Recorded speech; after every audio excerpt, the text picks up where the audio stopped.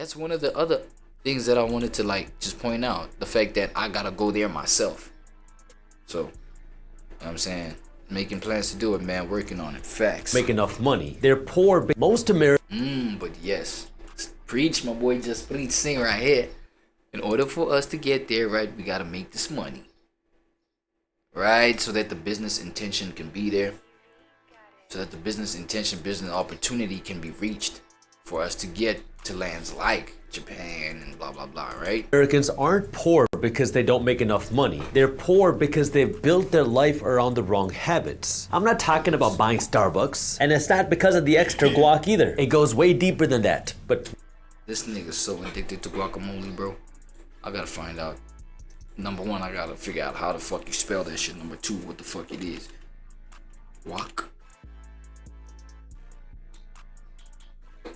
Guacamole? Let me just... It's gonna correct me, dog. Oh, it is. That's how you spell it? That's how you spell it? Is it a dip? What the avocados, lime, salt, Roman tomatoes, onion, fresh. Okay, yeah, it's clear it's nasty. But he always brings it up, man. My boy just Sing always brings it up, man. Not anymore. Because in this video, I'm gonna go over the 7 habits that keep so many Americans stuck and poor financially, that way you don't have to be. Money habit number 1 is thinking the system is gonna take better care of you than you. A video just went viral of a mom telling her son not to get a job because if he got a job, then the government would take away her welfare. Take a listen. Getting no job. If you go get a job, they're gonna take my Section 8. Then you won't be able to get no Section 8. You're not going to get no job. They're gonna count your income against my Section 8 and my link card. You're not working. No. This is so unfortunate. The government will never take good care of you, and it will never take as good care of you as you could. Now, to be fair, sometimes there is a need for government assistance. I get that. But this is not that case. If you really want to be financially free and you don't want to have to worry about money and you want to have the nice things, the nice vacations, the nice clothes, the nice cars, you cannot rely on the government, because when you rely on the government, you're going to be unfulfilled, unsatisfied, and you're gonna stay broke. Habit number 2 is you buy what you qualify for, not what you can afford. English is my second language, but let me translate a very popular American saying to you. When Americans say, I can afford this new iPhone, what they really mean is, I can make the MMP, minimum monthly payments, I hope.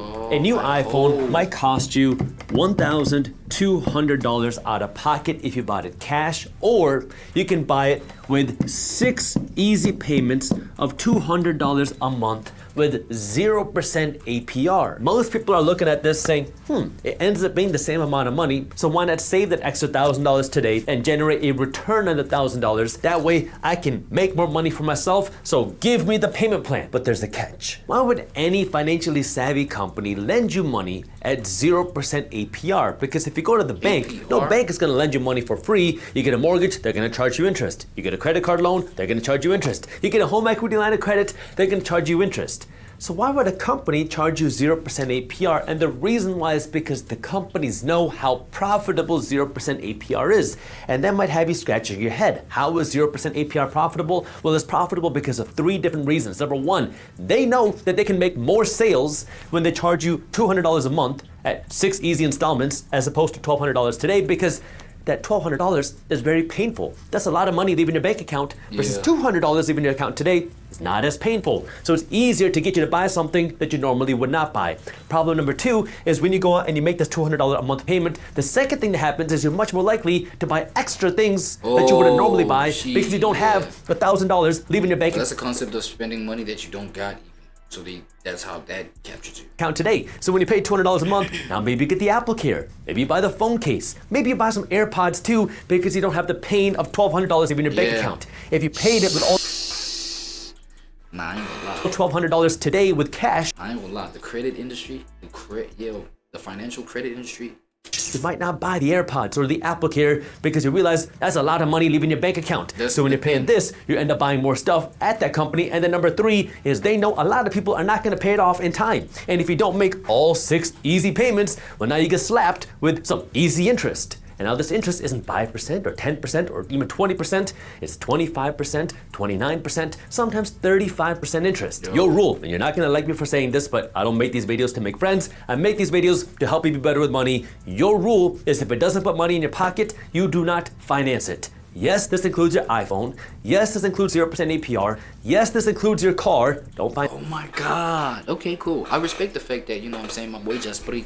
he teaching people to have the habit to, you know what I'm saying, seek out opportunities for getting assets. You know what I'm saying? No matter how small it could be in small forms, but something that could like help you make money. So get that iPhone to probably post up some social media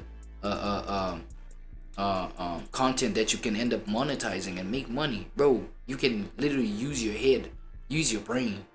You know what I'm saying?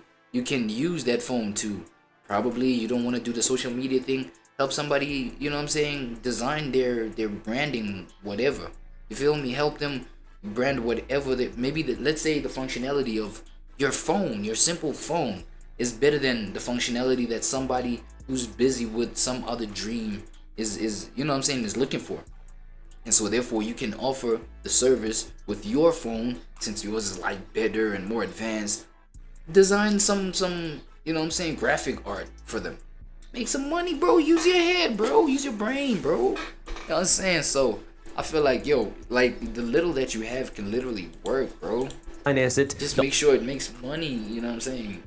Puts money in your pocket. The only exception would be like the house that you live in. Go out and get a mortgage for that. But for everything else that you're buying that doesn't put money in your pocket, no more financing. Instead, buy it with cash or don't buy it. Habit number 3 is you reward yourself for being broke. Picture this. You're behind on your bills. Work is piling up and now you decide to take a mental health day and you spend $300 you don't have on a beautiful spa package. I don't doubt that you're working hard. But if your bank account looks like your favorite convenience store, 7-Eleven, there's a problem. You're not rewarding growth. You're not rewarding success. You're rewarding effort. It's kind of like a participation trophy for trying. When you were going through the tough times, you're in the middle of a whole bunch of crap, this is not the time to stop, because that doo-doo is gonna smell like doo-doo. You gotta get out of the crap first before you stop. So if you don't have the money, do not go out and spend money, because you're gonna dig yourself into even more crap and it's gonna be even stinkier down that hole. Do not stop when you are stuck.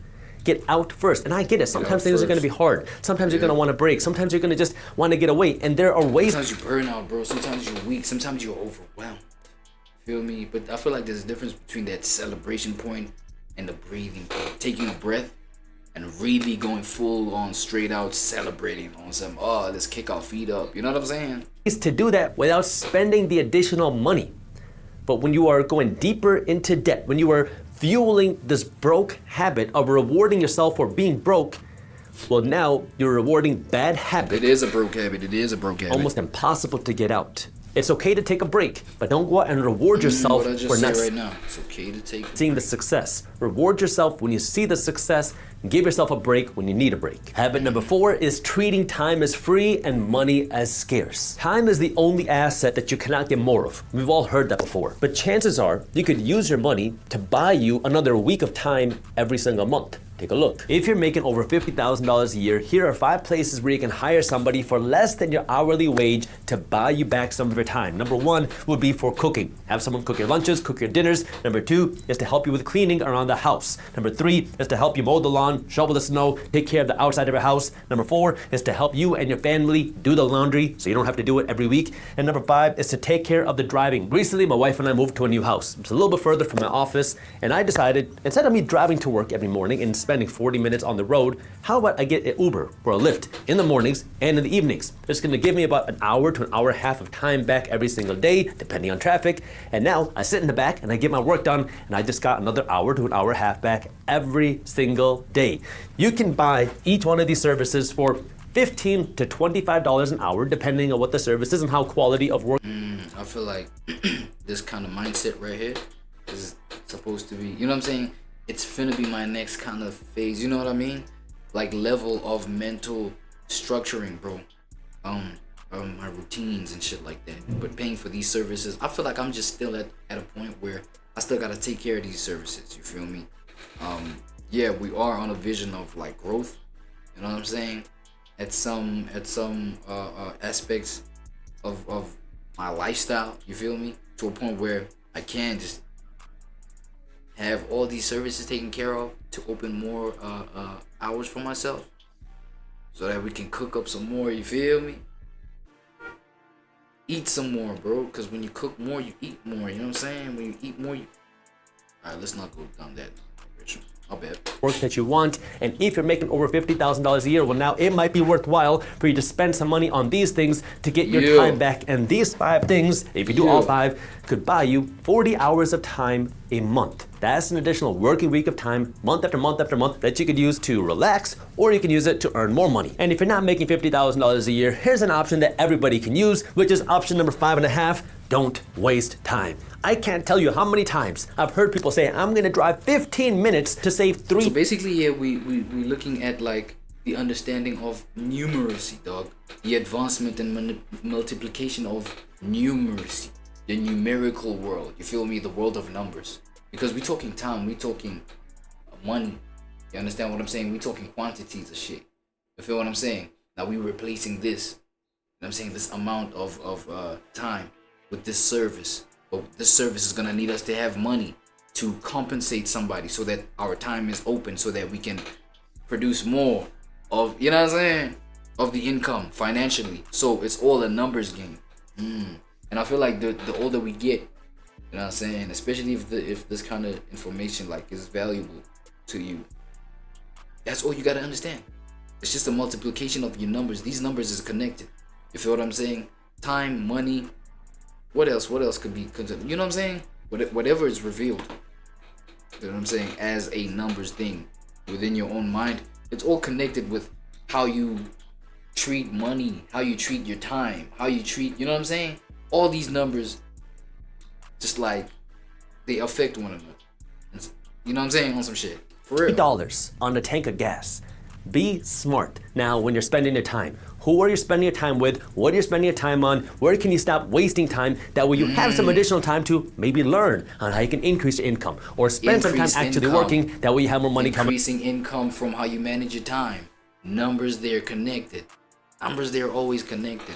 Even the whole like numbers in terms of analytics and statistics, shit like that, that does connect to even your vision of, you know what I'm saying, the numbers that you got going on for yourself. Because imagine knowing the statistics of shit like your business. You feel what I'm saying? That way you can accurately execute whatever you got to execute in terms of getting your numbers and of scaling your numbers, scaling your business. You feel what I'm saying? So even like the info in terms of quantity wise, very important, because it connects. Because now if you could connect all the numbers of your operations, you know what I'm saying?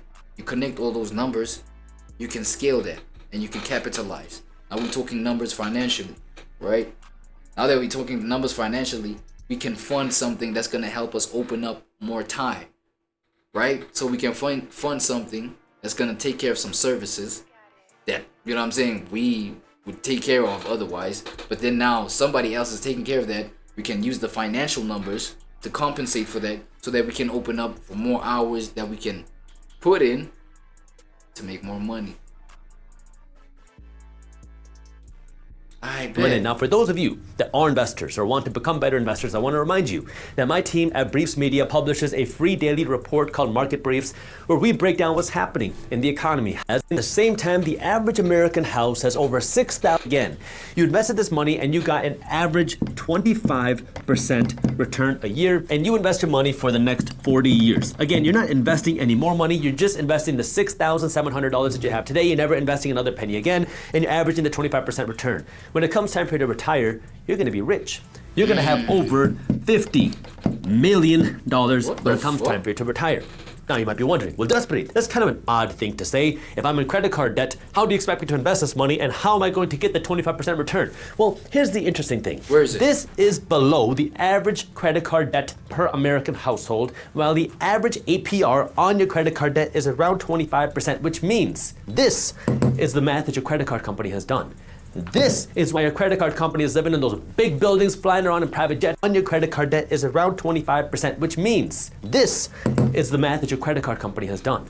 This is why your credit card company is living in those big buildings, flying around in private jets, is because you are making them rich. And at the same time, the average American is watching hours and hours of Netflix, TV a day. Consumers. If you are in credit card debt, you cannot afford Consumers culture is what's slowing down a lot of things too. $15 a month, but because it's costing you 3 hours of time a day. That's time you could be using to learning. That's time you could be using to learning how to earn more money. That's time you could be using to learn how to invest your money. That's time you could be using to learn how to pay down your debt. That's time you could be using to actually earn some additional money. You should not feel comfortable sitting there on the sofa after a long day watching Netflix when you know that this is what's making your credit card company rich. You gotta get out of that cycle. Habit number 6 is you're jumping over dollars to save a few pennies. We all know a broke cousin Bunty who will very easily spend $1,000 when it comes to going out, buying bottle service, eating out, and paying cover. But when it comes time to spending a few $100s on education to learn how to be a better investor, to learn how to earn more money, to learn how to be a better person and live a better life, the money is gone. When it comes time to book a trip to Cancun, they're the first ones to book their tickets, even if they gotta finance it because, well, American Express has got a promotion going on. But when it comes time to spending a little bit of money to improve your financial education, they're the ones to question it for days and weeks to see if it's a worthwhile investment. We are bred to spend money. It's very easy to spend money on going out, having fun, getting these experiences, and that's all cool, but I also want you to think about investing in your own education as well, and invest some money, some time, some energy into your own education. That was one of the things that really changed my life, was starting to invest, starting with books, then I bought classes, then I got some more stuff after that, but you got to be willing to invest a little bit of time and energy. I'm not saying go out and spend all of your money on this education, but there is a time and a place on something that might be worthwhile, whether it's a course, whether it's investing in research, whether it's investing in a conference or a seminar. Go out there and start learning, because your financial education is what's going to allow you to earn more money, invest better, grow your money, and build wealth. And we don't learn these things in school, but you gotta be willing to invest in yourself to do that. And habit number 7 is asking for permission to get started. I hear the same questions year after year after year. I don't know where to get started. Just tell me what to do. How do I start? Well, at the end of the day, it doesn't matter. You can go on Google, find a stock brokerage that you like. If you want to build wealth, you just got to get started. And people get so scared to make the initial $100 investment. And I get it, it is scary, but listen, you're gonna make mistakes. You're gonna screw up, but you're not gonna be able to screw up and get to the promised land. You're not gonna be able to get to the success until you actually take action. You got to be willing to screw up. You're gonna make mistakes. You're gonna make bad investments. You're gonna open up with bad brokerages. You're gonna lose money. It's a part of the process. We've all been there. Trust me, I have made a lot of mistakes. But you gotta be willing to try. Go on to Google and see what are some good brokerages out there. Then find some good stocks. Maybe start with an index fund. Maybe start with an ETF. Maybe start with a mutual fund and get started with a little bit. Just dip your toes in the water. Start with $10, $50, $100, whatever you're comfortable with, whatever you're comfortable losing. And then start to learn, because as soon as you invest some of your own money, what you're gonna do is you're gonna start analyzing a whole lot more. But you gotta be willing to put in the work and try and screw up. I know the first time you invest, it's very daunting, but it's kind of like getting in shape. When you want to get in shape, it's very easy to get overwhelmed with, oh my God, should I do high intensity workouts? Should I do low intensity workouts? Should I be doing carnivore diets? Should I be doing a vegan diet? Should I be doing this exercise, that exercise? When at the end of the day, all you got to do is put down the dough. You have to get on the treadmill, you start doing some weightlifting. And then once you start doing that, now you can start optimizing your diet. And then when you do that, now maybe you can start optimizing your workout. But you just gotta get started. It's the same thing with building wealth. You just gotta get on the treadmill and hit the on button. And that means get yourself a stock brokerage and just put in $50 and try something. Then you can start to improve. You're gonna lose money. It's a part of the process. You've heard me say it a million times. Investing has risks. You're never guaranteed to make money when you invest. In fact, you will lose money at some point. So make sure you always do your own due diligence and never blindly trust a random guy on YouTube. And the reason why I say this is because it's a part of the process. But unless you're willing to try, unless you're willing to fail, you're never going to be able to get to where you want to go. And again, if you want some additional resources, you can check out Market Briefs to get the daily reports and my investing masterclass as a bonus. If you make $80,000 a year from your job,